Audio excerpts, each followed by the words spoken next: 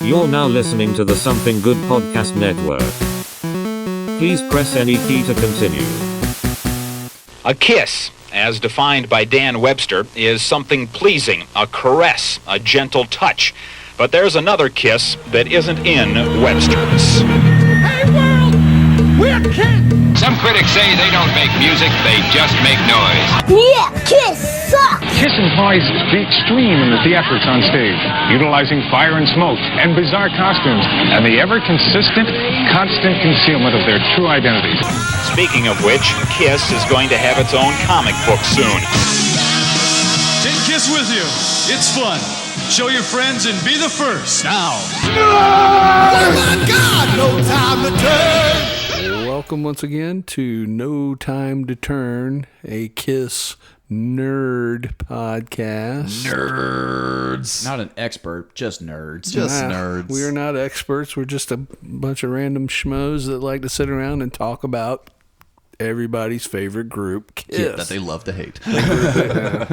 Anyway, we are tracking the history of Kiss album by album, year by year, and now we are moving into the rock and roll over era. That is correct. We just we finished Destroyer, and I think as we were winding down Destroyer, these things move so fast, you forget about it because we have the hindsight of, at this point, I guess for this era, 45 years. And you forget that this stuff is just coming at a rapid clip. They're pulling stuff out every 6 or 8 months. So in the middle of this Destroyer tour, they've changed, or they've added, I should say, business management with Carl Glickman, who is somehow partnered with Howard Marks, who runs advertising. They've brought along a guy named Chris Lent as the liaison and tour accountant, and he'll be a pivotal figure for the next 10 years. I'm reading Peter Criss's book right now, and he's getting into the personalities of like Chris Lent and Howard and all those guys too. Yeah, that's been a fun read right now. But the album Destroyer initially has not done what they had hoped. They really had, pretty high expectations, great expectations, if you will, for that. And it doesn't really, it doesn't connect like they were hoping that it would. And then an interesting thing happens. We discussed this, I believe, in the last episode. The flipping of the A side into Beth, of Beth to the A side, and suddenly they have a surprise hit on their hands. They're a household name, winning awards and things like that. Well, and People's Choice, yeah. Yeah, we'll get to that. And then for Halloween, they appear on the Paul Lynde Halloween special.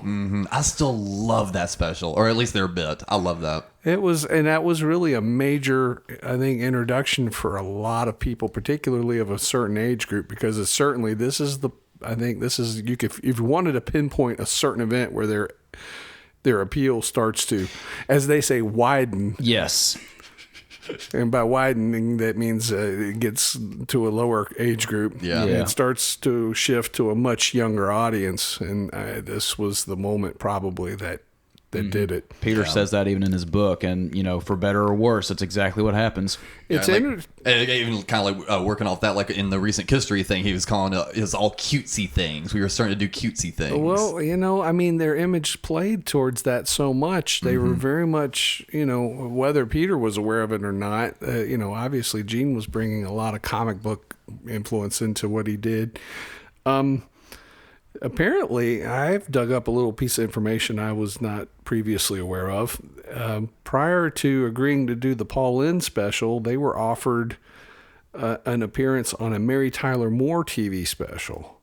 Interesting. Really? And I don't know the details on that, but from what I read, Bill Aucoin said that part of the reason why they turned it down was they felt that the imagery that they were being asked to present was too dark, which is kind of odd.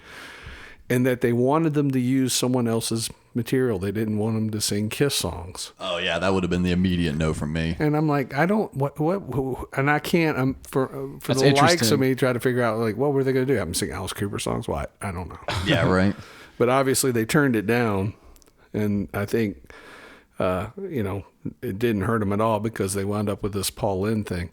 Do you remember all the guests that were on that particular show? On the Paul Lynde show. Yeah. Yeah, they had Margaret Hamilton, who was the original Wicked Witch of the West from Wizard of Oz, and then they had... see, Betty White was on there, I think. Was Betty White on it? Roz Kelly, who had been having some successes.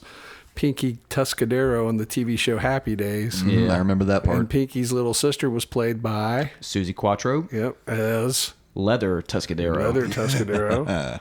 All right, ding, ding, ding. Good job, Captain. Look at the big brain on Cap. Know. Good job, buddy. My mom loved Happy Days. Then find out he's just looking at it right here on his computer. No, that's still trap memory right there. Good job. Was it Billy Barty that did Witchy Poo? Good question. I can't recall. I think Tim Conway was on the episode too. But it did a lot for him, and it might have been, you could make an argument, I guess, that this would have been the beginning of the end. The Kiss as a it's also the beginning of the beginning in a very real way, but Kiss is that sort of kind of, I don't like to use the word underground, but they were certainly very much, not even a niche thing, but their audience, they had built their audience on the road. They had not had a hit record, including Destroyer was not a hit record. I don't think Destroyer even made the top 100 on its initial release. Now, eventually it would climb back in on the strength of Beth by that fall. But, upon release in March, the previous spring, it really just didn't do that well. It kind of floundered. Now, and I wonder if part of that was due to like them kind of having a bit of a different sound when compared to the other three. Absolutely. I think a lot of people that were, Kiss fans at that point were pretty disappointed with it. I mean, it was very left field, I think, at the time. Of course, we're looking again with hindsight, and they've done other things and experiment with other ideas.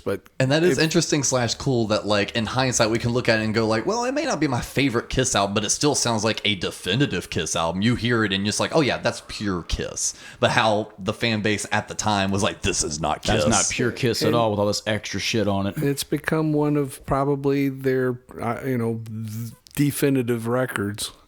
The Detroit Rock City by itself is one of the definitive Kiss tunes. Yeah, absolutely. And but they're second guessing themselves here. They're coming out of this and they're trying to figure out, okay, this, and Bob Ezrin thought this was going to be the beginning of a long, fruitful relationship, much like he had with Alice Cooper. Surprise, surprise. That did not happen.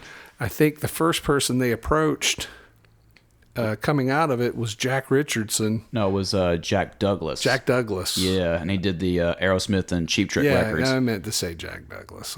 Okay. And one thing I read that was kind of funny was that Jack was friends with Bob. Yes. And Bob had no idea that they talked to Jack. Yeah, and they found out through back channels, and it was like, that was a blunder. Yeah, and even both Paul and Gene have admitted since then, being like, that was the wrong way to go about that. Whoopsies. They didn't do it right, but they ended up zeroing in on Eddie Kramer. Who, of course, they had been quite successful with the Alive album. He produced or engineered the first demos. Yeah, he produced the first demos, and he engineered a lot of the stuff that they were being, I guess, probably influenced, or at least were trying to measure up to, which, of course, is like Led Zeppelin, The Who, what have you, Jimi Hendrix. And didn't Ezrin also, not Ezrin, didn't he also come back to do Ace's record? That would be later, yeah. Yeah. I think I've always preferred Eddie Kramer's producing style. Anytime it's an Eddie Kramer produced Kiss record, I really like the guitar tones. I really like just the overall vibe that he captures from Kiss. I certainly think they come out with something really good on this record. But it's interesting because this whole cycle from this point to Love Gun is almost sort of overlooked and kind of forgotten chapter in Kiss. But there's a lot of really important stuff that happens in this that needs to be noted. But let's kind of start where, again, they come off the road from Destroyer, and they're getting ready to go record. They've chosen Eddie Kramer. They've retained Corky Stasiak, who was the engineer for Destroyer. He makes an interesting comment that he was surprised that they changed from Ezrin to Kramer.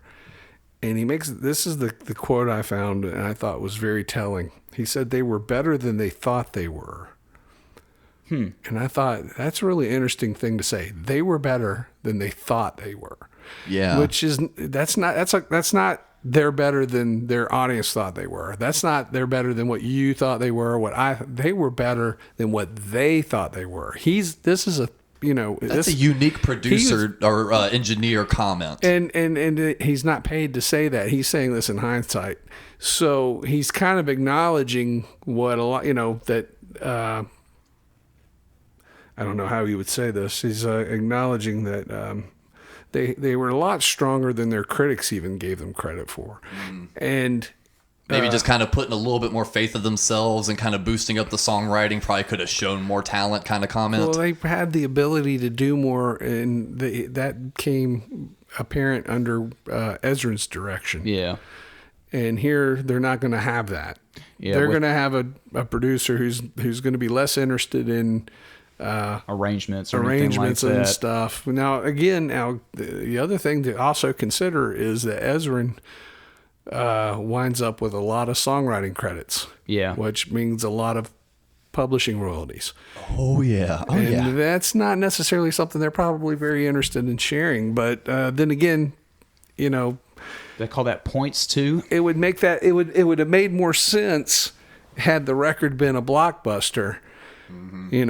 Because to have given him a percentage of 10 million records as opposed to a percentage of 1 million records, which the album eventually did sell 1 million records, but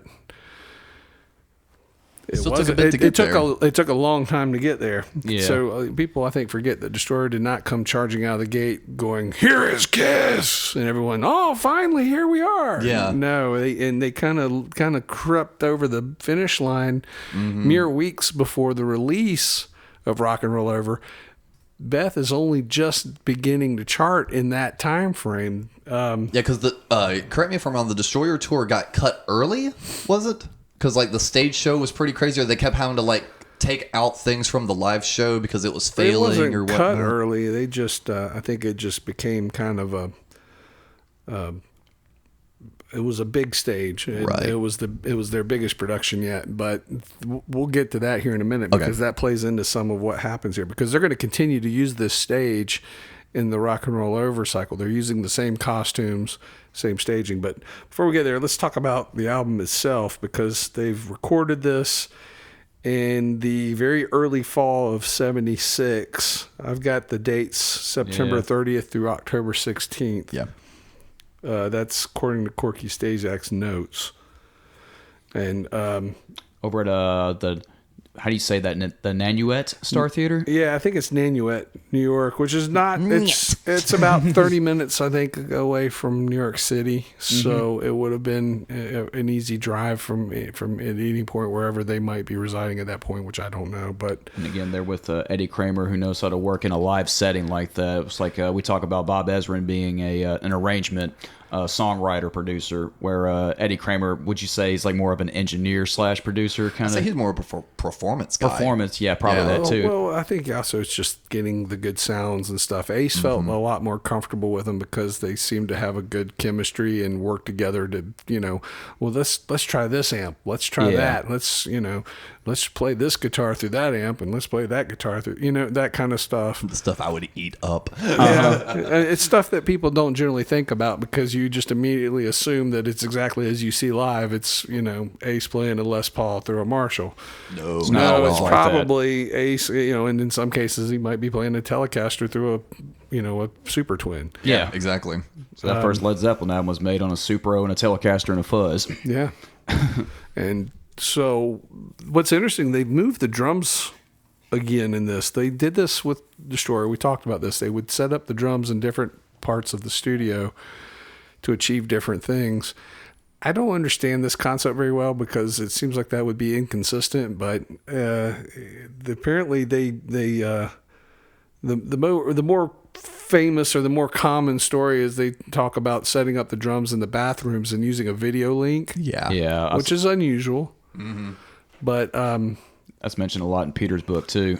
See, that one just seems so hard to believe. I heard the one where they put them like in an empty hall to try to get that really big Bonham sound. What they did is apparently this theater was a theater in the rounds, which meant it had 360 seating and the stage was in the center. And from what I've read, the way I understand it is most of the guitar parts are recorded with the amplifiers pointed outward into the hallways, into the, like, I guess the entrance hallways to the theater, and mic'd probably at different intervals. That's cool, actually. And this works for me. I think it makes sense to me because I've always thought this album had a really great ambient sound, which I think, in my personal opinion, it's their best sounding record. I'd agree with you on that. And there's because there is a murkiness to Destroyer, and I don't know quite how to define that or how to state that in a way that probably makes sense other than to say it's kind of fuzzy. Well, it's like almost like warm coat fuzzy kind of thing. It doesn't have a certain bite to it. Everything just kind of has a it's kind of it's it's very atmospheric, and I think it works for that album. It's not a criticism. No, not at all. I don't mean murky as in muddy. That's hotter than hell. Yeah, but this album I think has a very in-your-face direct sound. It's very upfront. It's very forward. The guitars sound more powerful than they have on any of their previous albums, save for Alive. Yep. They sound like more close. It sounds closer to this guitar sound of the live album of Alive than it does any other album. There's hardly any bells and whistles on this album, really. Well, I mean, at least that's readily apparent. It's very, very, very, down to the bone. Mm-hmm. They also set up the drums on the center stage. There's a story that Corky Stasiak relates in one of the books where they've spent 2 days setting up and miking the drums, getting a very, because they wanted a bigger, thunderous sound, using the whole ambient tone of the theater. And then Sean Delaney shows up with a skateboard. Yeah. I remember this now. And somewhere someone thinks it would be a good idea to see if you can skate down the aisles. And in the process, he ends up skating straight into this drum kit that they've spent days setting up. And it's like an hour away from everyone showing up to record. Oh, no. If you're Eddie Kramer, do you just like throw your hands up and you're just like... Well, no, he's not there. It's just... Sean Delaney and Corky Stasiak. Just fucking around. has broken his fingers. So with one hand, they're sitting around furiously trying to reset everything. Oh my God. And then everyone shows up and they're just like... And they just do some, some mic checks or whatever else. And Quirky says Paul Stanley turns and looks at him and goes, I think this sounds better even today than it did yesterday. And he swears he never told anyone that story. And it's the first time it ever got relayed was in that book. Wow. It's a funny story. I do love that, especially because I've also been in those shoes of like being in the studio and like people are moving a little bit too fast in the tracking room. And I'm like, you need to watch these microphones. If we touch one of these, we're probably going to have to redo everything. So do y'all want to go through this album? We go song by song? Yeah, sure. Let's go ahead and do that. Because it's a lot to chew on with these songs. There's some Stone classics on this. Absolutely. And your favorite bit of trivia. Actually, I will always remember, you were always, before I really dug into the internet, you were the treasure trove of like the fun Kiss trivia. And do you remember you told me about this record that a lot more people have brought up, but might as well too while we're here. The fact that everything has a fade out. Oh yeah, there's no hard endings. There's people that I've argued with this about. It's like, oh, the songs fade out, or all the songs are mostly just chorus repeated, and I'm like, and your problem is I don't understand this complaint. Like, I understand if it's a fucking what's the guy's name that writes all the fucking Bon Jovi songs in the 80s and the Alice Cooper shit? The Desmond Child choruses that repeat 8 times or whatever. They haven't got. It isn't that bad. They haven't met Desmond Child at this point that I'm aware of, but. Yeah, I guess you could say it's a valid complaint, but it doesn't bother me. And I think part of this is because there is the timeline issue that this is the first Kiss album that I ever got. I didn't get it. My brother got it, but by default it was actually we might have had Hotter Than Hell before that. But, this is a dim memory. But, this one definitely grabbed you harder. And in the interest of full disclosure, this is my personal favorite Kiss album. Okay. So I'd say probably in my top 5. I have a very strong emotional connection to this because it's just, and I don't think it's my favorite because it's my first. Because I've gone through different phases where certain ones are my favorite, quote unquote. Yeah. But this one is consistently, I came to realize, if you had to pick one, this would be the one for me. Yeah. I think this would be my Desert Island Kiss disc. Sonically, for me, I think this hits everything that it needs. Songwriting too. There's a lot of great fucking songs on here too. There's a lot more jams than songs, I guess, too. But it's also at the point where everybody's kind of splintering in their own little camps as far as songwriting too. Mm-hmm. Well, they never really wrote together per se. There's a very small, I think less than 5 songs that are credited to Simmons and Stanley together. Yeah, a lot of them are just either Simmons with someone else, Stanley with someone else, Stanley with Delaney. Yeah. Sean Delaney again. He's got his presence on this record. There's a big thumbprint there that isn't acknowledged, not as strongly as it should be. Let's start. Let's go song by song here. Opens with "I Want You," starting with a 12-string acoustic, which is I think it's kind of throws a little bit of a swerve right out of the front, but. Immediately flips the script on you. Yeah. But you can almost feel it coming. But it has almost that kind of, I don't know, it feels kind of very 70s kind of AM kind of a sound, and that just especially with that intro. That's what I mean. That intro part just has kind of is like, okay, where are we going here? Because it's almost like they're acknowledging that they just made this album that a lot of people didn't understand. And they're kind of like poking fun at it. Yeah, we're going to go there again. No, we're not. I can totally see that. Here's my yacht rock intro, then Marshall guitars. And I'll say this is one of the few Kiss songs that doesn't get better or worse when played live. It's a great song when they play it live. Like the Alive 2 version, I love that. Now, sure, that is mostly studio, but we've also seen the Tokyo Dome or the Japan Rock and Roll Over show. Yeah. And they play I Want You on that one. And that's still just it's so good. I love both the guitar solos that are on it, too. Paul's part's really good. Oh, and coming from a guitarist standpoint, I am just a sucker for any of those da-da-da-da-da-dum-bum. Just those little quick little walks Ace will do or Paul will do. That's one, I think that's one of the things they do well. They're not super flash players, and that's, I think, nor should they be. But one thing that strikes me about this song, the recorded version, not so much the live version, is it's very funky. Oh yeah, especially on the bass. Yeah, and that little dropout that you're talking about, that dun dun dun dun dun dun. We've talked about this on previous episodes. How there always seems to be this kind of unacknowledged but very pervasive R&B influence on a lot of what they do, particularly Paul's stuff. And it's odd with Paul because Peter was the jazz R&B guy. Well, but Paul's he's a great stylist. I'll say that as the best as I can, rather than a great copier.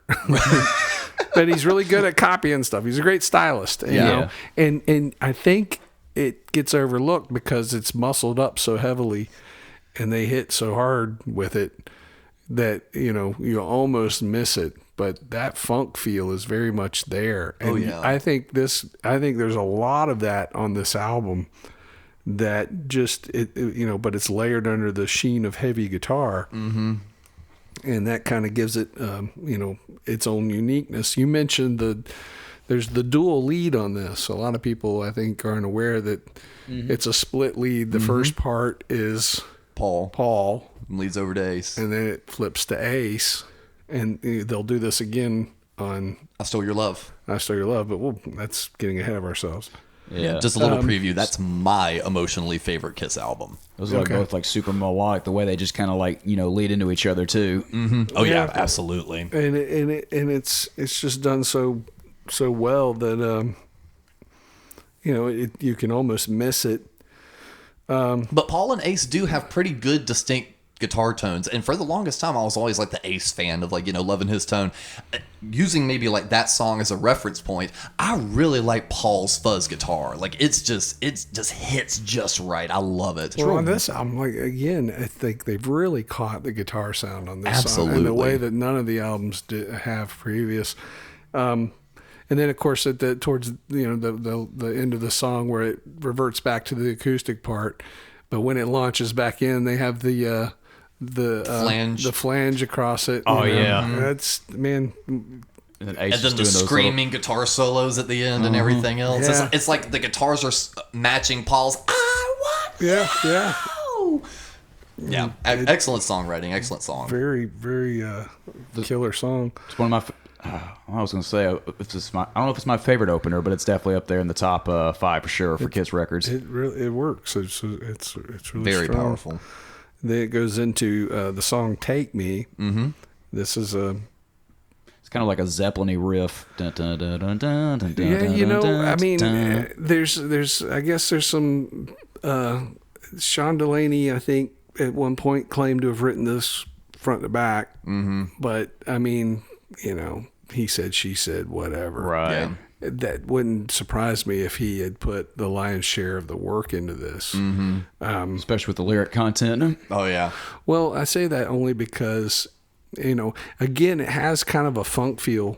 And you know what I think also adds to that? And this another reason I think Sean had a pretty heavy hand in it. Correct me if I'm wrong, around this time is when Casablanca was also doing a lot of the disco stuff and kind of like Donna Summer and things like that, correct? This song has double hi-hat. Yeah, Peter's yeah. and it almost kind of He's mimics like a tambourine kind of sound. Right. And so that even leads me to believe that with Sean being so heavy into the disco scene. Yeah, but did he introduce that? I mean, that would have been more of a production idea. I'm not sure that. Yeah, you're right. That could have been Peter's inventiveness. But I'd rather rather give credit to Peter for the inventiveness because he never gets any credit for his inventiveness, and there's some cool stuff going on there. Oh yeah, well then right here on No Time to Turn, Peter did that. No, I am just a big sucker for that double hi-hat thing. I love that sound. I do too. I love this whole song. I just think it's a killer riff. Live when Gene does it, take me. Yeah, well, No, or that, or like who does like the high parts on that? Where it's like take me. That's what it sounds like live. but that's a really great song. The lyrics are kind of dopey, but What's the first line? Grab your hand on my rocket. Put your hand in my pocket, grab onto my rocket. Yeah. Feels so good to see you, Lucille. Lucille? Babe, I gotta That's know. Do you got want to to be. go? That has got to be a Sean Delaney lyric. I know. I don't see Paul like, okay, what's her name going to be? Lucille. You picked a fine time to leave me, Lucille. Anyway, but I really like the lead on this. Yeah. It kind of has, towards the end, it kind of has this sort of almost like kind of pauses in it, Yeah, Peter does a little pause and Gene boom boom on the bass. There's a lot of interesting little kind of arrangement All that flourishes in there that are really cool. all that funk you were talking about. Yeah, Gene is great on kind of implementing those little funk bass lines too. And those little stops that Peter does too. Oh yeah, definitely. Then of course it goes right into probably the album's most well-known track, "Calling Yeah. Dr. Love." God. This song still messes with me a little bit from a production aspect because when the drums kick in, as soon as they go back to what's the opening chord? A. It's like an E. It's like E. Dun, Okay. dun, When they go dun. back to that opening chord after the drums dun dun dun dun dun there on that hit, there's a tape wobble where they clearly punched Peter back in. And it's very odd. It messes with me every time. Well, I don't know that I've noticed that. I noticed there seems to be a wobble. A lot of people seem to think it's out of time. You know, they're doing the same thing again while they're recording this with Peter. They started it with Bob Ezrin, and it continued with Eddie Kramer, where Eddie Kramer stood with a box and with a microphone in it and tapped the time. Because there was a Peter metronome. was having, that was their metronome, and But Peter plays from the heart, man. yeah, but I mean, the heart needs to play in time. yeah, but it still fits. I mean, would you know, if we listen to it any other way? I mean, it's just other guys playing it, the other guys playing it, coming in. It doesn't have that same feel. Yeah. No, I get it. You know, what I I love think the song, is, though. I've always thought this was the silliest song. I don't know course it why, is. even when I was a kid. But you know, there's something about that. It sounds, again, that's a very '70s thing. You know, like I can see some, like, you know, some dude with a polyester, you know, suit with the big butterfly collar with the, opened up to his chest with a gold chain going, "Call me Dr. Love." Baby. It's just corny. But when, you know, and we know, of course, now you got the demos that are out there. This began life as a song called Bad Bad Lovin', which was as equally as bad as this. But you know, it's cool. It doesn't matter, you know. It's like somehow the way he the delivery of it. I mean, some of the way he's delivering the vocal, you know, in the air, you let me. Yeah, but he's saying something. Duo. What is it? What the hell is that? Yeah, you I know. We never understood that. Even when we were kids, we were like, "What's he even saying there?" You know what? I wonder if that's like a Gene-ism, because he kind of sounds like that when he says "double roll" in the movie. I don't know. I don't know. Or the, but what I think is cool is when you get to the solo, and he starts going up on the high part of the neck. You know, it's mostly bends the whole he's time. doing these high bends. If you listen, they ramp up the reverb on that, so it sounds like it's going way up in the sky. I've always you know, loved that. and then when it drops back down, the reverb drops back down. Yep. You know, and it's that's an awesome little trick. It's little things like that just make it. You know, that's such an Eddie Kramer move too. Yeah, and it's. I don't know. And he name drops the band's fucking name in the song, like subtly. Oh, like, yeah. It's like the first step of the Cure is a kiss. A kiss. Of cherry flavor. And then I thought of that too. And then when it comes back out of the solo into the chorus, Peter just is driving on his crash. You don't hear that a lot in songs anymore these days. And you know, it just gives the song a big drive, and then of course, you know, it fades out. And something I was thinking about literally just now, it popped in my head. I wonder if the "Calling Dr. Love" was a leftover from "Gotta Thunder." Rock and roll. Oh, who knows? Because that demo, they pulled that kind of like falsetto, kind of like background thing, and it immediately made me think of "Calling Dr. Love." It's like, I want to keep that falsetto on something, guys. Well, no. I mean, that's sort of a Gene-ism too. You see that in other songs that he does, particularly later. Oh, "See You in Your Dreams" too. Ladies' Room. I like it live. I don't think studio it works. I'm losing my brain here. What did that start life as? It was there's a demo. Oh geez, I don't know. I don't think I ever ran across that demo, or either I didn't fully connect it or pay attention. It kind of plods a little bit on the studio version, though. Like it sounds good live. I've always liked it. I you know, it's almost like it's a little bit. You know, it has a Chuck Berry feel to me. So, you know, and I can hear that now. You know, I think some of the lyrics are pretty cool. You're just a jewel in the rough. Yeah. You want to show me your stuff. You want to show me your stuff. For my money, you can't be too soon. I'll meet you in the ladies' room. You know, we used to think, you know, when you're a little kid and you're hearing that stuff, you're just like, ooh, what, you know, and then you're like, what are they going to do in there? You know, talk about Jesus. Yeah. You know, the danger element. But the cowbell, Yeah, that's a weird break in the every chorus. It's a little odd. Yeah, because there's no tambourines or shakers or anything like that. You got to break it up with something.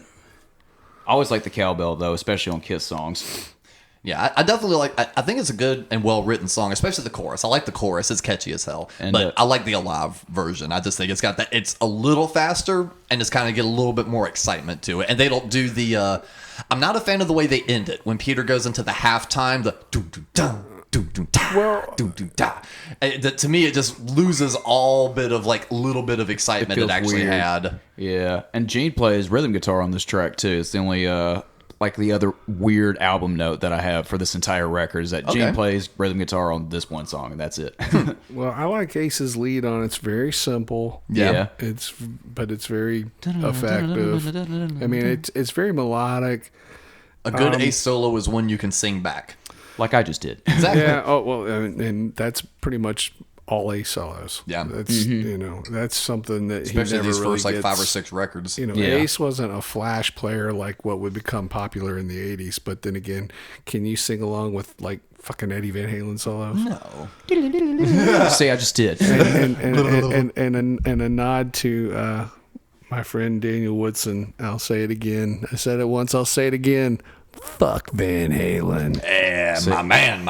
I know. I want to get you, Alex, and Eddie on to do a Fuck Van Halen episode and have me just try to defend everything you throw at me because I'm a Van Halen fan. I don't hate Van Halen. It's just I'm just tired of their fucking hero worship. They're not that great. And anyway, but I gotta after I mentioned that in the other episode or 2 ago, whatever it was, that a friend of mine messaged me, and that's all he wrote. He was like, "Tell us how you really feel, man." It's like what? Fuck Van Halen? Fuck you.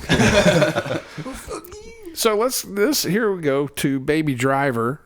My least favorite. And a lot of people say that. And I don't hate. We did a whole episode on You Got to Hear This, which you can hear in our archives on the network, about Baby Driver. And archives where? Tell the people on the Something Good Network. On the Something Good Network Patreon. And what's the show called? You Got to Hear This. Okay. Yes. www. Did you just say that and I miss it? Yeah, you did. Oh. Patreon.com/Something Good Network. Yeah, well, hey, gotta put your stuff over, man.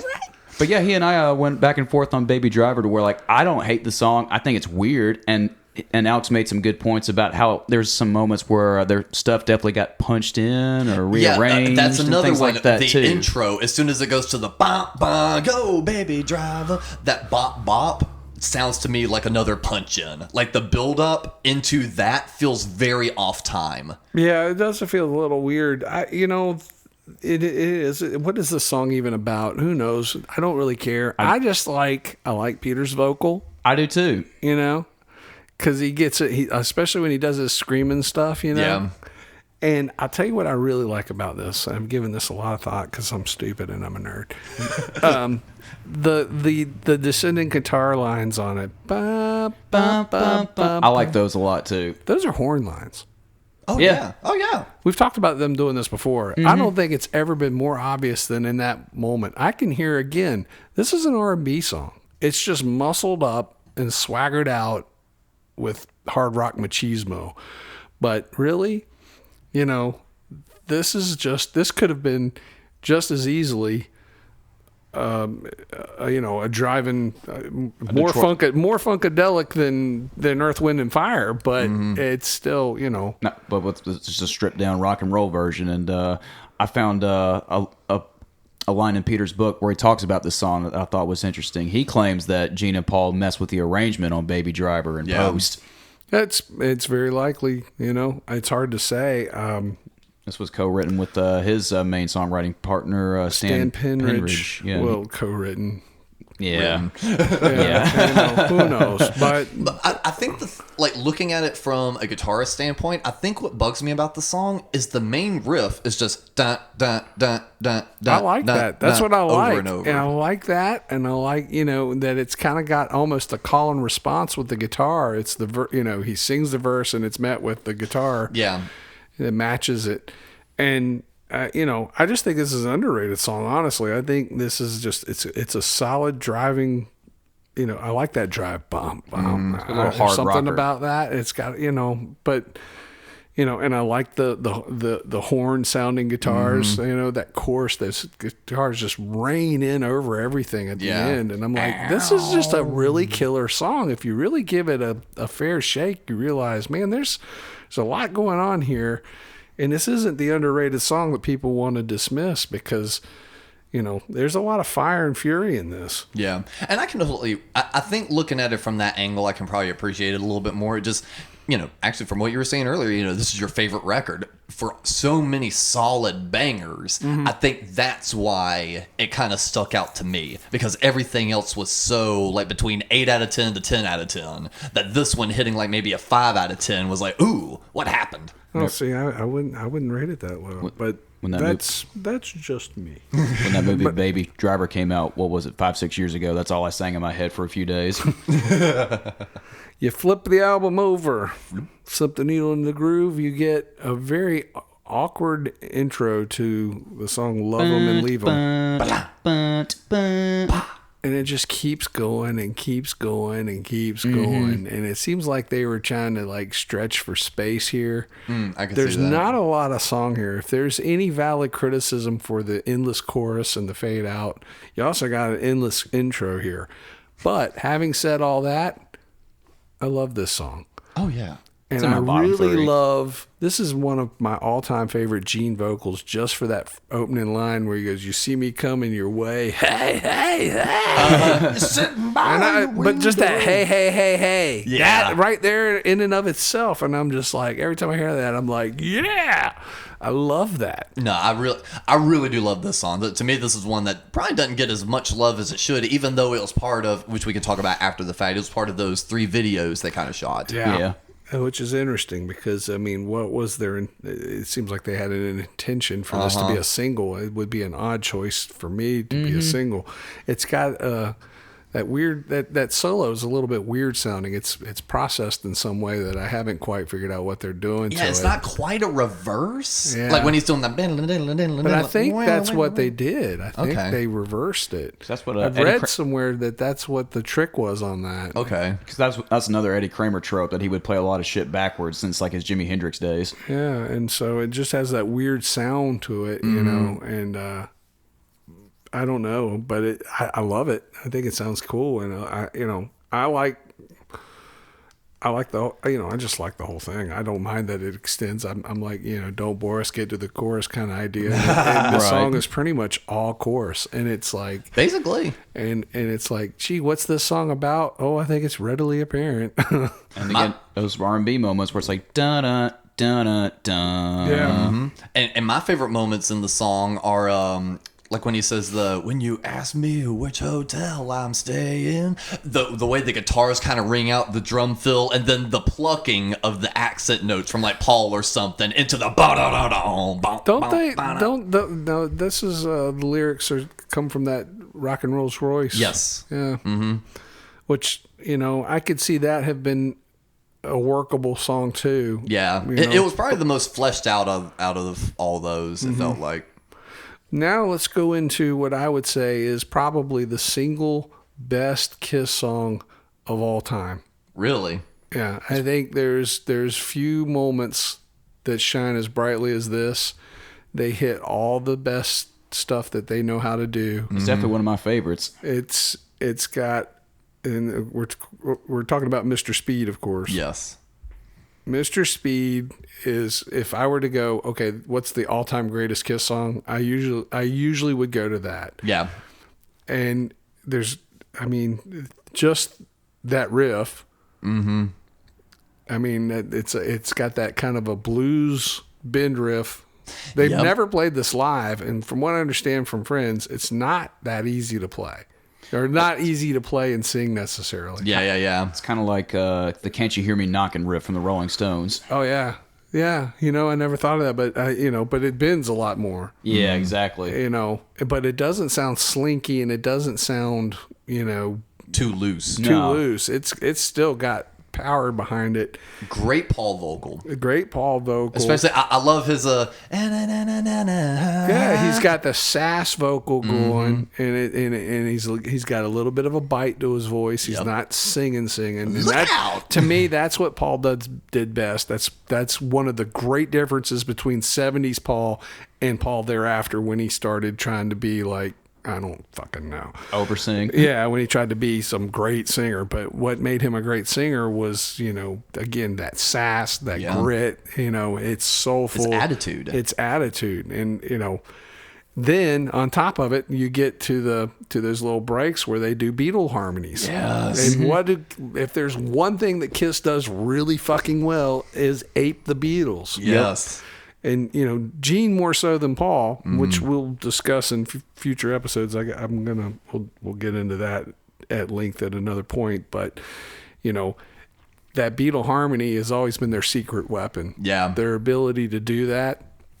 So few groups had that. Nobody wants to. And the way they put it in there, I mean, I don't see why this wasn't a single. I don't understand why this isn't like more widely known. You could totally hear this on like just regular classic rock radio after fucking Leonard Skinner or some shit. It's just a good, take the name Kiss out of it. It's just a solid 70s rock and roll song. Never take the 70s out of it. Well, it feels very of the time, though. I think it's just a great rock and roll song, and it spills over itself and is one of the most underrated and underappreciated songs in their catalog.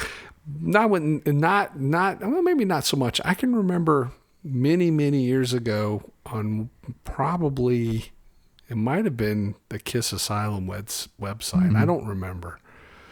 There was a poll of everyone's favorite Kiss song, and Mr. Speed won. Oh, wow. And I was like, I am not alone. I'm validated. And I still think that, with like hardcore Kiss nerds, that Mr. Speed is the Stone Jam. I mean, I love this song. I like the lead in it. Yeah. Not that many notes in the solo or anything like that either. It's just like a lot of bends, just like Dr. Love. Well, and then it's got that little shuffle in it, the da da da da da da da da, and then it all just kind of stops, and then he falls right back into the riff again. And I'm like, that arrangement is fucking clever. And then they change up the riff once they get back into it. We totally use that as a blueprint for a song we were doing, because I love that kind of arrangement where it's like it kind of comes out and then you modify the riff a little bit and then you bust it right back on in. And what's interesting is they do this again in the song after, which leads us into "See You in Your Dreams," another favorite of mine from when I was very young. It's become like a new favorite of mine here in the last few months. It's a really well written little song. I think a lot of people have overlook it. Of course, we'll revisit this again on Gene's solo album because he kind of extends it and rearranges it a bit. But this version, he claims that Paul rearranged it and he wasn't happy with that version, and that's why he went and redid it on his record. That may be true. He might not have been happy. I don't understand why though, because this turns out really strong. It's got a very strong pop underhook, especially on that chorus. This isn't, but then you go to that, and that's almost an R&B kind of vocal, or almost of a Temptations kind of a thing. Now it's angular. It isn't like the Temptations at all, but I can hear it flipped a little bit, and it has sort of a Motown kind of a vibe. But then you go into that on the outro part while they're doing that. The riff has that da, da, da, da, da, da. They bring that in, and it's only on the outro part that shows up. Now let me ask you a question though about this, and I might have asked you before this too, Alex, a long time ago, because I think I'm the only one that hears this. Okay. But I hear it because my brother heard it apparently, and I don't know if it's one of those little sonic anomalies that's just creating an aural illusion, right? Which it very likely is, or if it's actually there. Okay. But on the chorus, I'm hearing a recorder or a flute. I'll have to go back and listen to that. Yeah, I got to do that too. And my brother pointed that out when I was very little because I loved this song, and he thought it was sissy because it had the flute. And I've brought this up. I'm like, y'all don't hear that? It's very subtle. You barely hear it, but it's just going. and under see you. Okay. I'll have to go back and listen. And now I'm going, I think that isn't actually there, but if you can hear it, I was going to say, you can't unhear it. Oh yeah. And the thing I also like about this song but is my like, brother used to chase me around pretending to play a flute, and I'd go, stop, we were like their stupid like band Kiss and their stupid flutes. I was like 6 years old, and he would just come up and just tease me with it. And yeah. Cut it out. They're not doing that. You get a little older, they might be doing that. Maybe it might be there. But I like the when they come out of the solo and the drums go into the little bit of a breakdown and the call and response between Gene and Paul. See you. Oh yeah. Because he adds that extra dreams tonight. That's when they start adding that part into the lyric and too. that's where that leads into the ba da da da. Yeah, it's just a clever arrangement on a very otherwise simple song. Absolutely. But it's a great song. It's a fun song. I love it. Now, Hard Luck Woman. I love this song. There's the narrative on this, the official Kiss narrative on this, that Paul wrote this for Rod Stewart. Yeah. And I'm going to call bullshit on that. Okay. Because Paul is a great stylist. There it is. Yep. I think he wrote that to be in the style with Rod with Stewart. the intention he to wrote pitch it to for them. And I almost would be, because he's so heavily on the fuck Peter bus that I don't think they want to acknowledge that song was probably even written with Peter's voice in mind. Oh, yeah. Knowing that he had that same sandpaper kind of quality. Raspy. This song could not have been sung by anyone other than Peter if you wanted to get that effect. If you're trying to achieve that Rod Stewart faces thing, which is obviously what they were going for. I was hearing Maggie May throughout it too. Yeah, well, that's, so I can't see that ever not being the end objective on this. Right. So after that, you could say, well, if Paul sang it, would it have even been the same song? Not really, because we actually got a clip of that in the MTV Unplugged. In recent years, when they've released like the Kissologies and like bootlegs going around, we all know that they were played for like 3 damn hours for that MTV Unplugged, and they saved like 40 minutes of it. And they did that during a changeover. Okay. Paul sang "Hard Luck Woman," and it didn't quite hit. Like, Paul has a great voice. I still say Unplugged is one of the best, Paul's best 80s to 90s vocal performances. But again, it just didn't hit.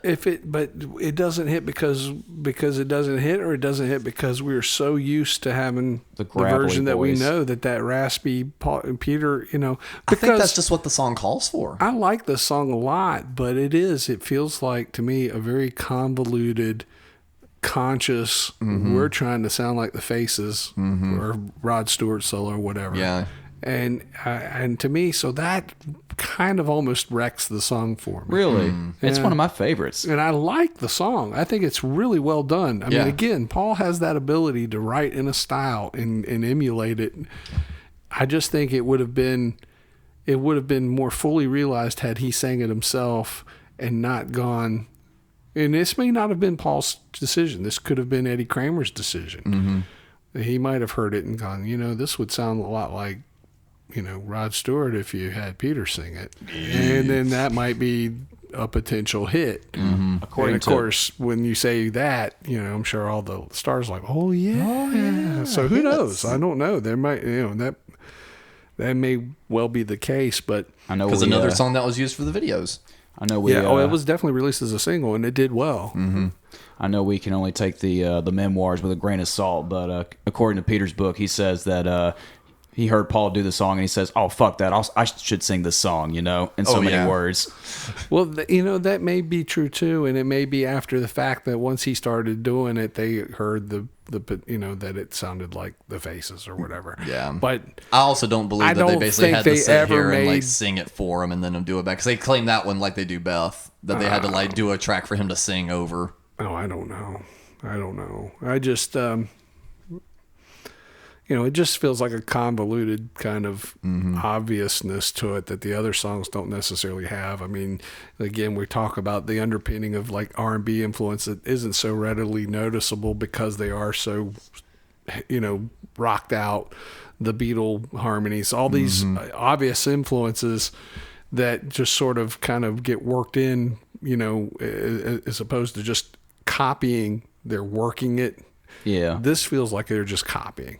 Yeah, I can definitely see like that. Like you were saying, it was a stylist kind of arrangement. It's an interesting not take. that I don't like the song. It's not that I don't like anything about it. But I'm just saying it's kind of the weakest track, and that's of no one's fault other than the songwriters, probably. Right. If that was what they were trying to achieve.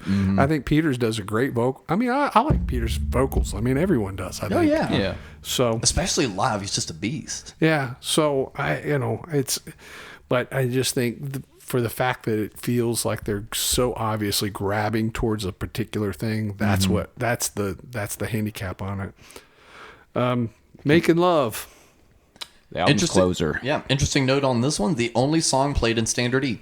I think Mr. Speed was too. Was it? I thought think that was so. a half step. See, y'all are the musicians. I'm pretty sure Mr. Speed was too. Okay. Making Love definitely is too. Yeah. Making Love, I think, is a killer riff. It's this is a killer song all the way through. I like the way they bounce the chorus vocal. Yeah.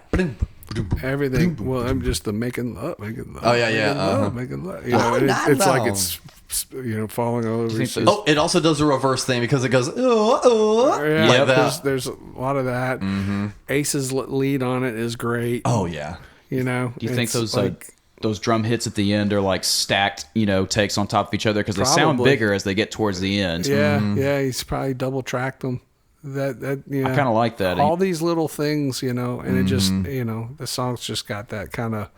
It is very repetitive. It basically stays on the entire time. Why would it not? Because it's such a gnarly little riff, you know, and it's just such a great song. And when they play it live, it's always fun to watch because Paul's got that flying V with a capo on the first fret, and it looks kind of awkward. Yeah, but what are you gonna do? And the live version, always doing the making love, whoa, yeah. How was that again? Do it again. Yeah, that's pretty good. Reverse it. Reverse it. Eddie Kramer, the shit. Yeah. So that kind of winds up all the tracks on the album. They recorded this again in the fall of '76, and just as this record is coming out, Beth is peaking out. I think it reached as high as number 7. And now, they've got 2 albums. They're almost competing with themselves at this point. I wonder if that's part of the reason it does kind of get forgotten, that by the time people really started picking up Destroyer and Rock and Roll Over was out, people weren't really looking at it because they were picking up Destroyer because they had Detroit Rock City and Beth. Yeah, I don't know. I like... They get this album out. I like the cover art. Yes. Quick side note. There's an awesome podcast. I'll wind up putting it in the episode description, where the artist discusses going through the making of the artwork and how they even had to do specific cell shading in order to get it right, and how he would show up to printing plants and be like, "Show me your tests." And one time he had to stop and be like, "This is not correct. You did they not had already separate it printed out." like a bunch of it, right? And they had to just trash it all. Every little bit. I remember hearing that. And like I said, I'll put that episode in the description here. I highly recommend people check it out. I was enamored with hearing about how just specific blues they picked and why they had to go and chest the printing press to make sure it was going to come out that vibrant and stuff like that. There's no hard copy for this art. There's no real art for this. It was all done through a printer separation, and I don't understand the logistics of that.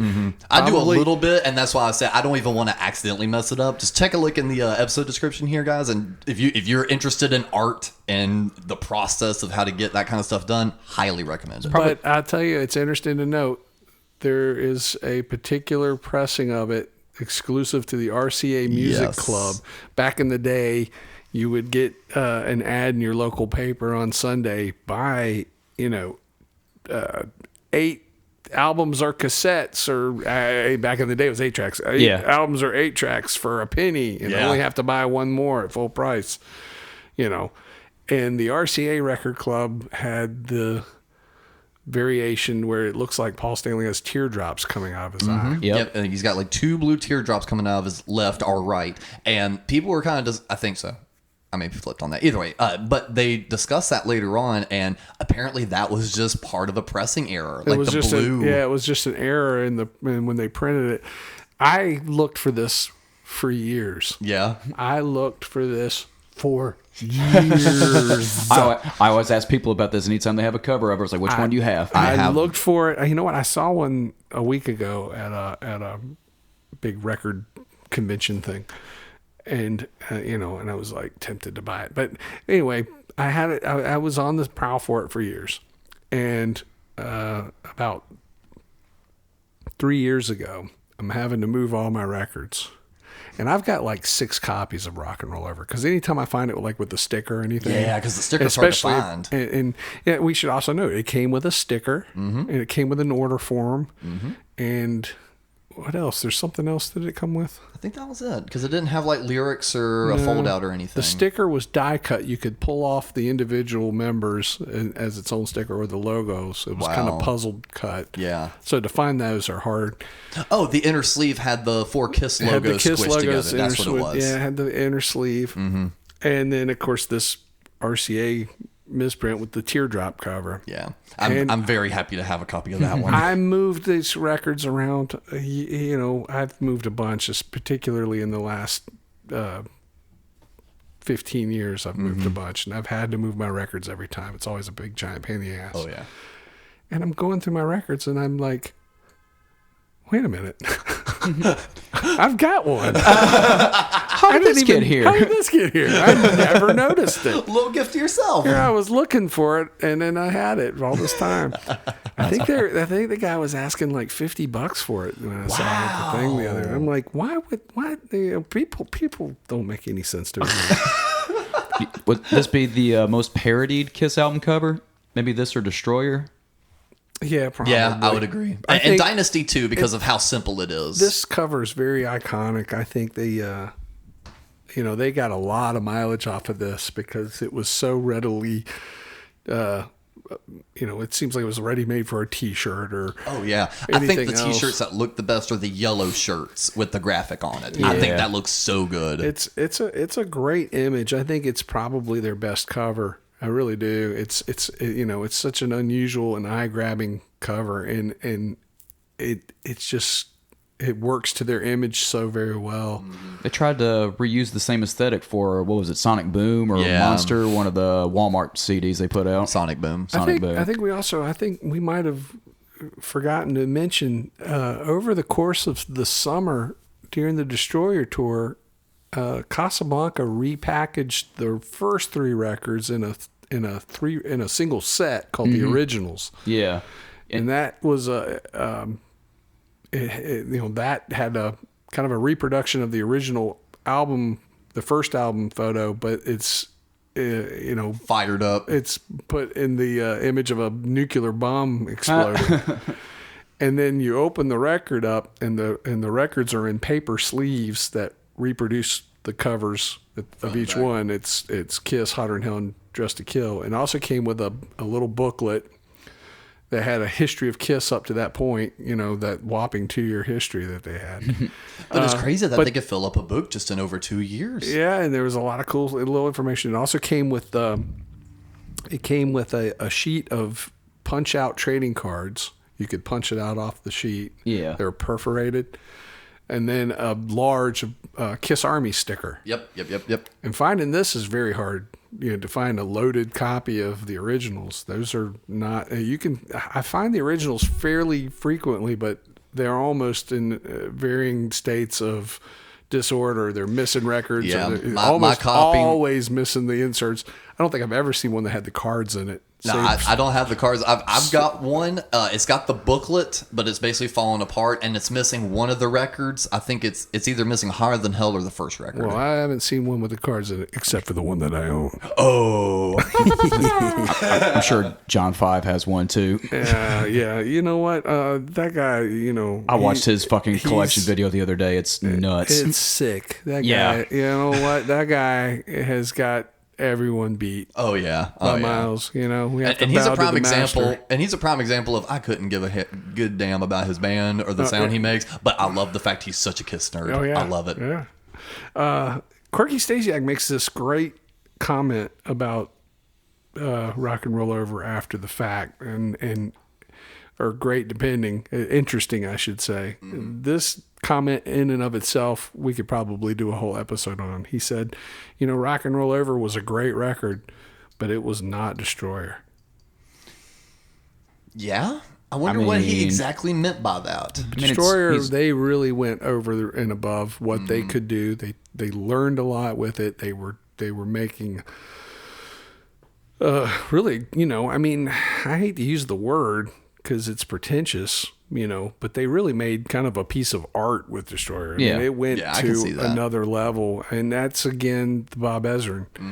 And it would be interesting to say at this point, had they continued with Bob Ezrin, what trajectory their career would have taken. Because it wasn't like, for all of the Bob Ezrinisms, the over the top, everything in the kitchen sink, the records he made were still very accessible. They weren't like art rock records or something. Right. It wasn't Yes or Pink Floyd. Although he did work with Pink Floyd on the Wall later on. And it wasn't even as weird as some of the Cooper stuff. No. But even the Cooper stuff was very accessible. I can see that. And so it would have been interesting to see if they would have, I wonder if they would have garnered any sort of kind of critical accolades after a point. I would say probably not. I think most people were still judging them by listening with their eyes instead of their ears. Yeah, absolutely. And I think they were missing the... Well, this album also had a bunch of Fuck Me, Suck Me songs like Bob wanted to get rid of on Destroyer too. They were like, oh yeah, well that's kind of what we do. Yeah. They hired... We're a Fuck Me, Suck Me band. They hired Danny Goldberg as their publicist, who had previously worked for Led Zeppelin when Led Zeppelin had a very... difficult time with the press, had an adversarial reputation with the press, and Goldberg became their kind of magic bridge to that.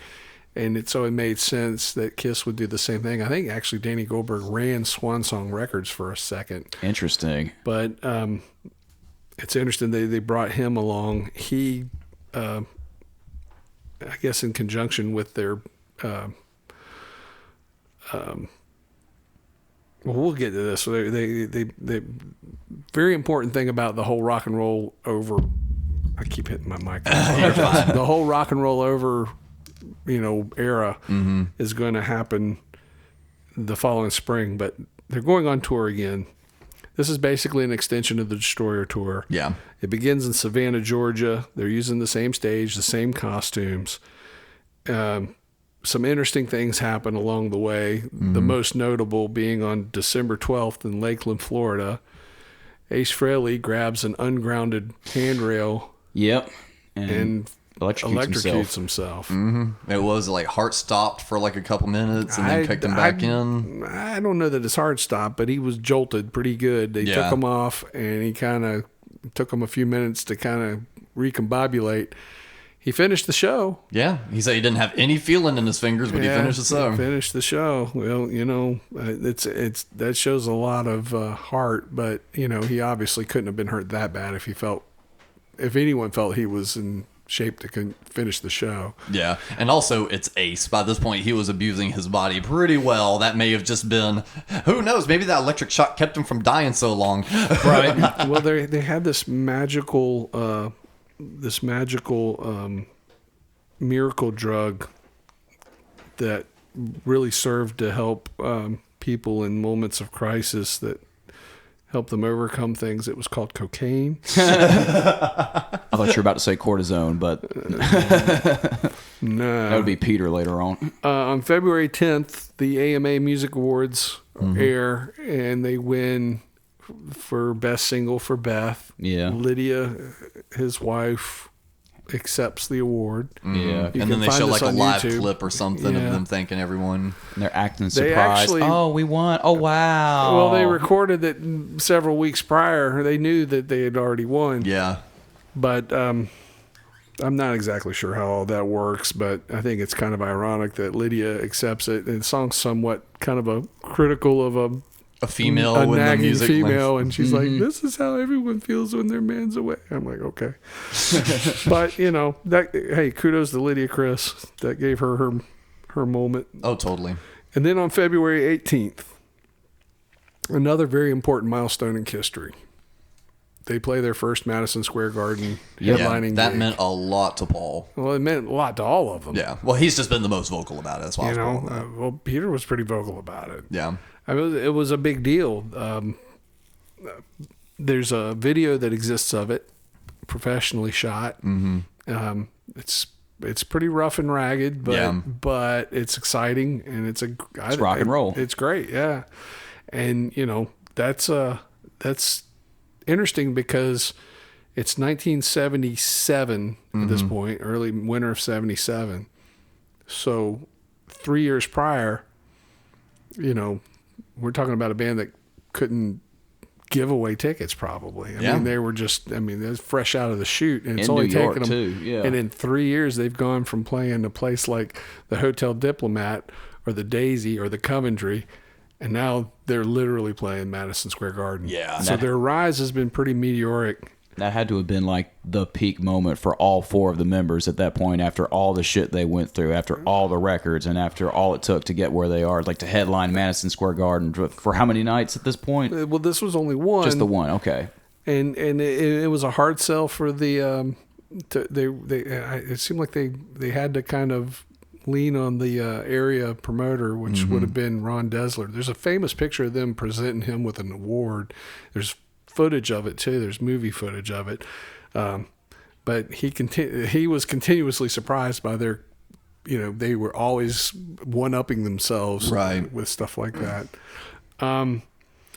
So I don't have the last date of the tour. I actually had that pulled up. I'm going to get that back up here. But I'm pretty sure it was in Massachusetts. They talk about how when they after that first Madison Square Garden headlining show, everything else was just kind of like downhill for the rest of the tour. Like they immediately played. Well, there's no. All right, so real quick before we go into that one, your first comment. The last U.S. date was in Hampton on March 7th. Hampton, Virginia? It's not saying, and yes, it is. That's yes. interesting. And then on March 24th and 25th is when they run out to Osaka. Yeah, I was gonna say, now this is one of the big things that's important off this Rock and Roll Over era is their first tour to Japan, and they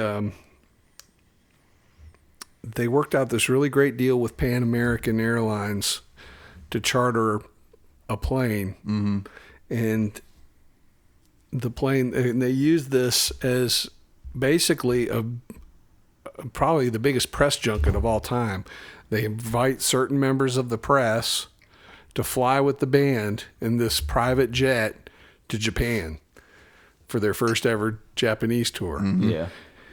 In the process, Al Ross, who works for AMI, which is their booking agency, has made this deal with Pan American to paint the plane with the KISS logo on it. That logo stayed on that plane for years after. He said for years after he'd get pictures of that plane at different parts in the world. That's so cool. People would take pictures of it. So it kind of worked to their benefit. Yeah. What is also interesting about this tour, not only do they fly over a great deal of press people, because this is going to end up working really well for them, and this will inform a lot of what they kick off Love Gun with. But this is also the first time they ever use what is now commonly known as the Love Gun stage. Yes. Because they've been using the quote-unquote Destroyer stage all the way through this touring cycle for Rock and Roll Over. And I heard it was something like they couldn't get the Destroyer stuff over. I don't think that's it. I think they've designed and constructed this new stage, and they couldn't get it to. They couldn't figure out, it was too heavy. They had to figure out, okay, they've got it loaded. It's going to fly over. A lot of shit on it, but it's just too heavy, and they're like trying to figure out, how are we going to get around this? Because everything's locked. We're ready to go. And apparently one of the guys that are flying the plane stops and goes, you know what? I know how we can make this work. We can fly the plane depressurized. And they basically had to wear astronaut suits. Oh, wow. Or the same kind of suits that jet flyers fly when they go up into the upper atmosphere. Yeah. So they had to wear like gravity suits or whatever and fly. And now that's one thing to do that for an hour or two in a Yeah. plane or whatever. Going to Japan. But you're flying essentially, 14 hours from, I assume, New York to Japan. Yeah. And that That's took tough. a high level of commitment on the people that are doing this. Oh, totally. So they get Hope they got a raise. and it worked. They get to Japan, and of course the reception they get there is like Beatlemania. We've all seen the footage of the Beatles landing for the first time in '64. And it's like And deafening it's audio. just like the crowds are all lined up in the airport, and it's just like they're met with thousands of screaming teenagers. Well, Kiss meets the same thing here in Japan, and they have worked out in advance that they're gonna playing in full regalia. They're gonna come out as Kiss, costumes and all, right? Yep. And they've got this worked out with customs. Everything's good to go. They get suited up, as they're approaching. They come off the plane, the place erupts, Kiss has arrived, but there's been a shift change. And the guys that made the arrangement for them to kind of just come on through customs were like, no. No. Yeah. You're going to have to take all this stuff off. How do we know that you are the people Yeah. that are on this passport photo? Yeah. So they had to go to a room, take their makeup off, Which is already and show that they are who they are. Yeah. And then redo everything so they can come back out again. I would be it was a cussing the complete entire time. clusterfuck. And it's like, and at that time, it took them an hour to put on their makeup and do it right and all that shit too. Oh, yeah. I mean, it still takes them a while. I'm sure they probably did it Within lot about quicker 15 at that minutes. time. Yeah. But yeah, and so that's how Kiss got. That was their first "Hello Japan," but that shows the level of commitment that this band had to take. Yes. And this is something they had to do. We laugh about this, but really, that's what they had to do to prepare for every single show, every single day, every single press junket, every single interview, every single everything. Anytime there was a camera involved, they had to be in character. They had to be in costume. And at the same time, they're still fighting on the regular, probably more so now as they're attracting greater interest, to hide their faces because they don't want anyone to see, they're preserving that. People forgotten. No one knew what they looked like. And they didn't want anyone to know what they looked like. They were creating that mystique. So they go and they play, how many, I don't know how many dates. It wasn't many. It was like, they were only there for like a week or two. And it capped off with multiple shows, 3 nights at the Budokan in Japan.